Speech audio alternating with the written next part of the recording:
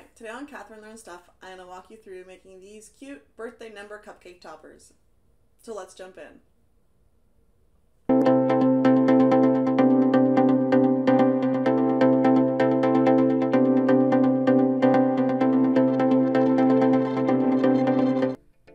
So it's that time of year again when birthdays are coming up, so I need to design some cupcake toppers for birthdays. So what I'm quickly going to do is I'm going to pick out a font from my available fonts and pick out some numbers that I need for some upcoming birthdays that we have. And each sort of number is going to be its own entity, just so that I can play with them better later.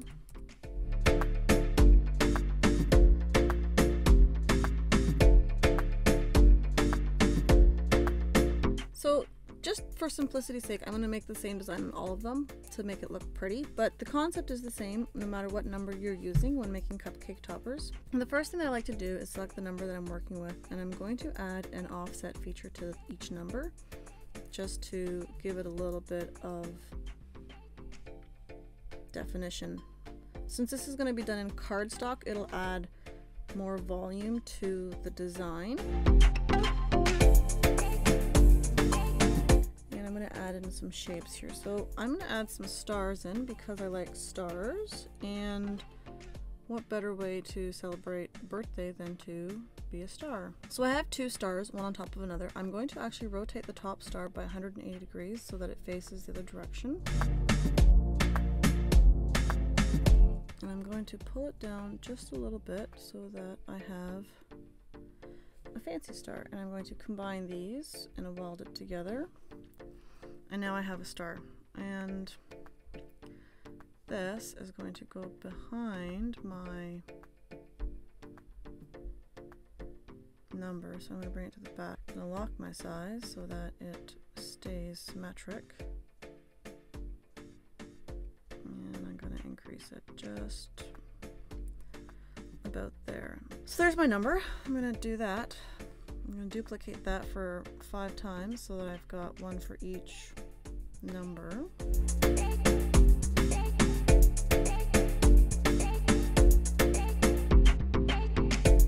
So there I have my 6 numbers. I'm going to pull them apart from each other so that they can look a little bit better.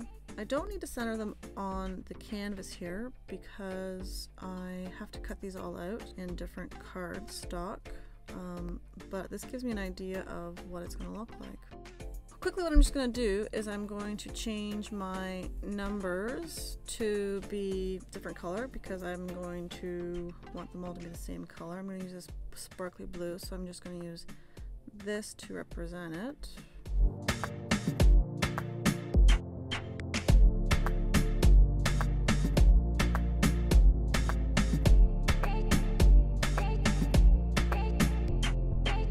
And this dark gray color I'm actually going to print out in black so that it looks a little bit more poppy.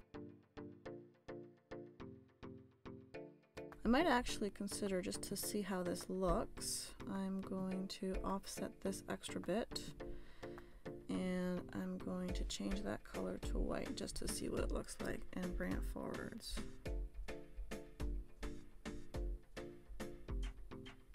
That doesn't look too bad. If I actually change this to black to give me a better idea.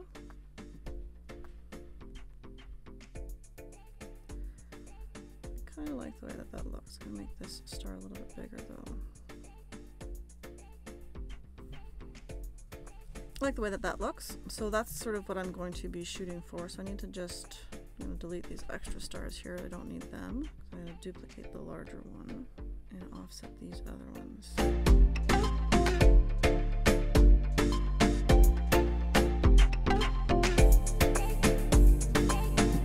Actually looks better with the reverse color, so I'm gonna revise these and go white and black instead.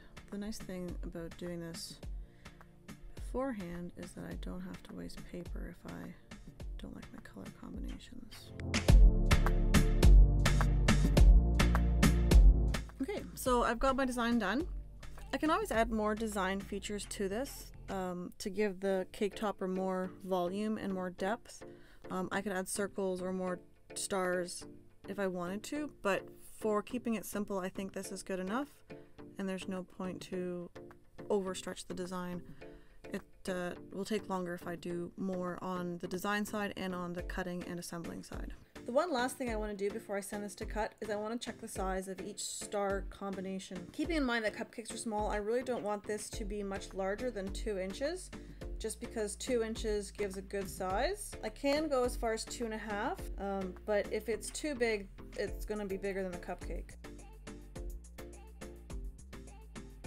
And so long as my numbers are within my star, when I reduce the size, they'll stay proportionate to my project. And now I just need to send it to make it so that it gets cut out.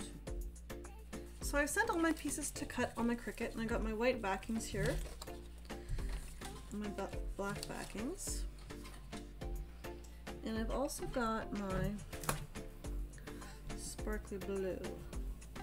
So I'm not a fan of doing numbers in cardstock because they come apart. So for now I'm going to leave them on my cutting board so that I can deal with them later.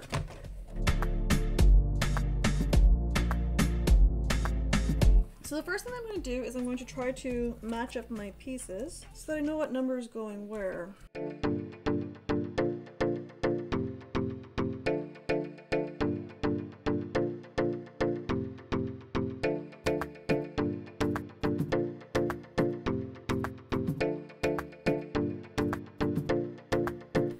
So I'm going to glue on the white onto the black first. After that, I'm going to glue on top of this, and then I'm going to glue on the numbers. I don't like dealing with numbers, so I like to deal with them last because I find that they move around the most. I like to use my Barely Art Precision Craft glue for 2 reasons. It dries nicely, but it comes with this cool little set of pieces. And I find that this one here with the almost needlepoint is the best one for working with cardstock. So just put my end piece on here, switch my lid, and we're ready to go.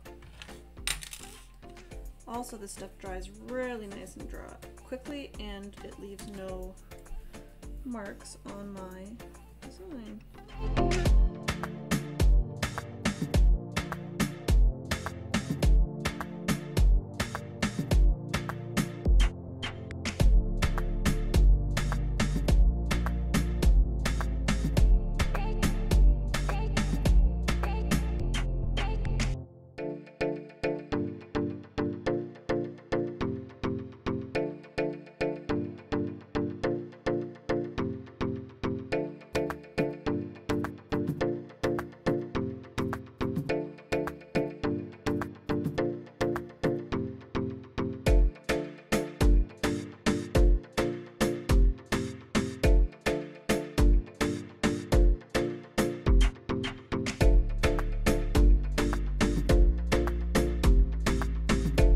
Now, since I'm gluing onto glitter paper, I find it's a little bit harder for it to stick.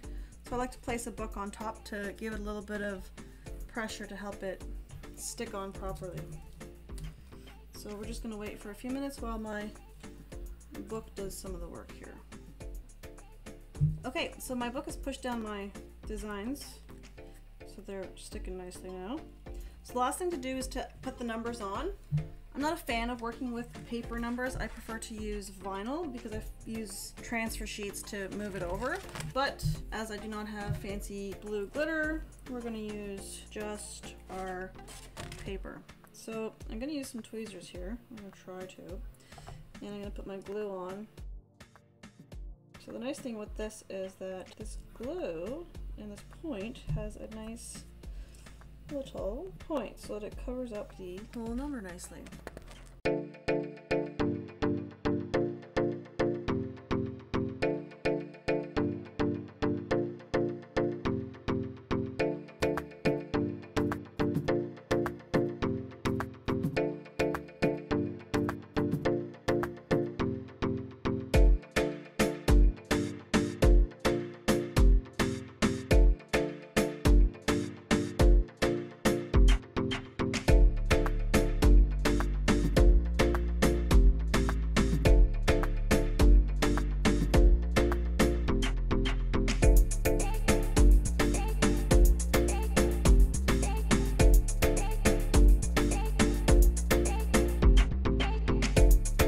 last thing that we have to do now is just put our toothpicks on the back of them, and then they'll be ready to go.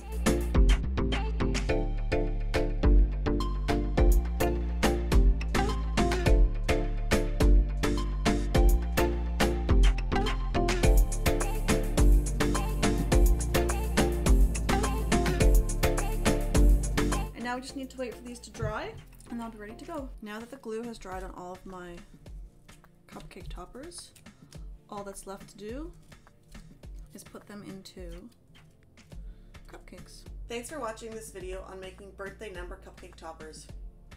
If you liked what you saw, don't forget to like, comment, and subscribe. I've listed all of the materials that I've used in the details below, as well as my website where you can access my other projects. Thanks so much for watching.